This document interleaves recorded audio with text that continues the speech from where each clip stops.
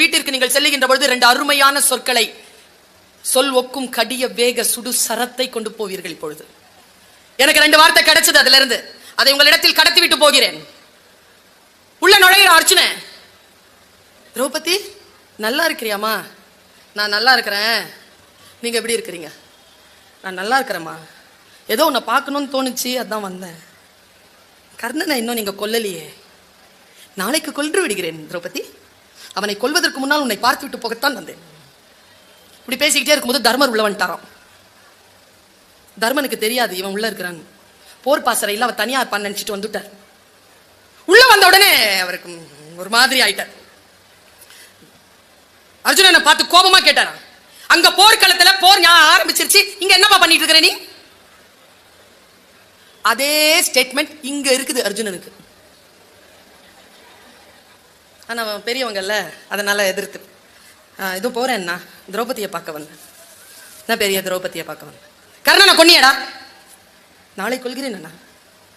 நாளை கொல்றானா? நாளை கொல்றான்.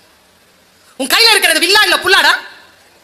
இவ்வளவு நேரம் நல்லா இருந்த சிச்சுவேஷன் டம்மன துயரத்திற்குள்ள வந்துருச்சு. ஏனென்றால் அவன் சொன்ன சொல் கெட்ட வார்த்தை. அர்ஜுனன் தன்னுடைய குருவின் மீது ஆணையிட்டு இருக்கிறானாம், என் காண்டிபத்தை யாரேனும் குறை சொன்னால் அவர்களை சிறைச்சேதம் சென்று செய்து விடுவது, இல்லை என்றால் தான் அக்னி சமாதி அடைவது. இப்ப என்ன செய்யணும்? யார? தர்மன. ஓன்னு அழறாங்க திரௌபதி. ஐயோ எவ்வளவு பெரிய அனாவசியமான விஷயம் நடந்து போச்சேன்னு ஓன்னு அழுதாங்க. திரௌபதி அழுதாங்க. யார் வருவா? யார் வருவா? கிருஷ்ணர் வந்துட்டார். ஹே Draupadi, why are you crying? Who hurt you? இப்பவே சொல்லு, அழிச்சிடுறா அவங்கள. யார் உன்னை அழ வச்சது? இல்ல கிருஷ்ணா, ஒரு பெரிய தப்பு நடந்து போச்சு. என்ன தப்பு நடந்து போச்சு? இதோ இவர் வந்தாரா, இப்படி சொன்னாரா, ஒரு காண்டிபத்தை இவர் குறை சொன்னாரா, வில்லா இல்ல புல்லான்னு கேட்டு விட்டார் கிருஷ்ணா. அவ்வளவுதானே? டேய் வாங்கடா 2 பேரும். தர்மா இல்லங்க இங்க. ஓய் அர்ஜுனா இங்க வா. என்ன சொன்னான்? காண்டிபத்தை குறை சொன்னான். கொன்னுடு, கொன்னுடா. ஓ நடுரா திரௌபதி. கொல்ல முடியாது. அண்ணனை எப்படி கொல்லணும்னா கொல்றது இல்லடா, சாஸ்திரப்படி கொன்னுடு. சாஸ்திரப்படி கொல்றதுனா என்ன? அவனோட பெரியவன் தானே? ஆமா.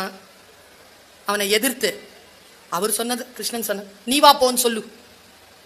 அவனை எதிர்த்து திட்டு, அவனை திட்டு. உன்னை விட வயசானவன் தானே, திட்டு. திட்டுனா அந்த சாபம் போயிடும்டா, சாஸ்திரப்படி போயிடும். அவன் சின்ன வயசுல இருந்து மனசுல வச்சிருந்ததை எல்லாத்தையும், நீலாம் ஒரு அண்ணன், எனக்கு முன்னால பிறந்தவன், நீ பிறந்ததுனாலே எல்லாமே உனக்கு கிடைச்சிருச்சு, பாடுபடுறது நான், நீ எல்லாம் ஒரு மனுஷனாடா. உனக்கு தானடா அம்மா குந்தி, எனக்கு அம்மாவா என்னைக்காவது இருந்திருக்காளடா? உனக்கு தான் அன்பு இருந்திருக்கு. எல்லாம் பேசுறாங்க. அவன் பேசி முடிச்சுட்டு கிருஷ்ணர் சொல்றார், ஏய் கொலை பண்ணி முடிச்சாச்சுடா, இன்னும் ஏன்டா அடிச்சுக்கிட்டே இருக்கிற? அப்பா சாஸ்திரப்படி கொலை பண்ணியாச்சு, ஓகே வா போலான்னு உடனே நிறுத்தினார் கிருஷ்ணன். இரு, சாஸ்திரப்படி நீ ஒரு பெரியவனை கொண்டு இருக்க, அதுக்கு ஒரு தண்டனை உண்டு. என்ன தண்டனைன்னு பாக்குறாங்க பாரு 3 பேரும். அந்த மாதிரி யாரையாவது சாஸ்திரப்படி கொலை பண்ணியிருந்தா அதுக்கு தண்டனை, யார் அந்த கொலை தண்டனை செய்தார்களோ அவர்கள் தற்கொலை செய்து கொள்ள வேண்டும். ஐயோ அழுறா திரௌபதி. இவன் போயிருந்தாலும் பரவாயில்ல, அவன் போனா யாரு கர்ணனை கொல்றது? தன்னுடைய சபதம் எப்படி நிறைவேறும்? ஓன்னு அழாத அழாத. இரு இரு வாடா, சாஸ்திரப்படி தற்கொலை பண்ணிக்கலாமா? இன்னைக்கு பண்ணிக்கோ. சரி வா. நான் யார்? நல்ல கவனமா கேளுங்க. நான் யாரு? கிருஷ்ணன். அதெல்லாம் விடு, உண்மையாலும் உன் மனசை தொட்டு சொல்லு. நான் யாரு? நீ என் குரு, அப்புறம் நீ கடவுள், அப்புறம் நீ தான் பரம்பொருள். உன்னை விட நான் பவர்ஃபுல்லான ஆளா? ஆமா. எங்க எனக்கு முன்னால நீ புகழ்ந்து பேசிக்கோ. உனக்கு முன்னால பேசட்டுமா? பேசு.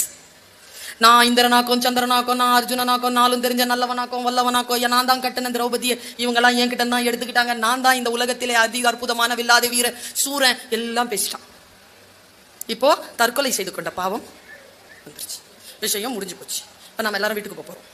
இதை நான் ஏன் உங்ககிட்ட சொல்றேன்? எனக்கு மகாபாரதம் சொல்லணும்னு ஆசையா? எனக்கு மகாபாரதம் நடந்ததா இல்லையா, அந்த புராணங்களின் மீதான கருத்துக்கள் அதெல்லாம் எந்த இன்ட்ரெஸ்டும் கிடையாது. உண்மையான காரணத்தை நான் சொல்லுகிறேன். இந்த கதையின் மூலமாக உண்மையாக மக்களுக்கு வழிகாட்டக்கூடிய 2 அறங்கள் என் கைக்கு வந்து சேர்ந்தது. ஒன்று, உன்னை விட பெரியவர்களை அவமரியாதை செய்வது அவர்களை கொலை செய்வதற்கு சமம். நம்மை விட மிக பவர்ஃபுல்லான ஆட்களுக்கு முன்னால் நாம் நம்மையே தற்புகழ்ச்சி செய்து கொள்வது தற்கொலை செய்து கொள்வதற்கு சமம் என்கின்ற 2 அறச்சொற்கள் என்னை வந்து சேர்கிறது.